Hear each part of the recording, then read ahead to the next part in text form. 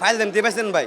সাকিব খান তো আমাদের বস, কোনো কথা নাই গা। 100 টাকা 1200 টাকা টিকিট টেরে গেছে আমার জলে। সাকিব খান জিজোরটা গেছে, ওনার যে ছবি বানাই ছবিটা জরিমানা দিব পরিচালকে। আমি অলে ঢুকছি, ঢুকার পরে সর্বোচ্চ ভাই 10 মিনিট আসবার নিচে জমিন ভাই। 10 মিনিট দেখার পরে ভাই ছবির কোনো ফিনিশই পেলাম না। তারপর বাইরে এলাম, পানি কিনলাম, আবার গেলাম, কোনো ফিনিশ নাই গা ভাই। ফাইল দেন দিয়েছেন ভাই। সাকিব খান তো আমাদের বস, কোনো কথা নাই গা। কোন কি গুন্ডাগুলো আনছে ভাই, একটা গুন্ডা করো ভাই আমরা চিনি না ভাই। কলকাতা গুন্ডা ছিল না, তারে মিলের আনছে, কোনো আগামাইতে পারলাম না। ফাইল দেন দিয়ে করতেছে টিকিট নিয়ে 300 টাকা 100 টাকা 1200 টাকা টিকিট টেরে গেছে আমার জলে।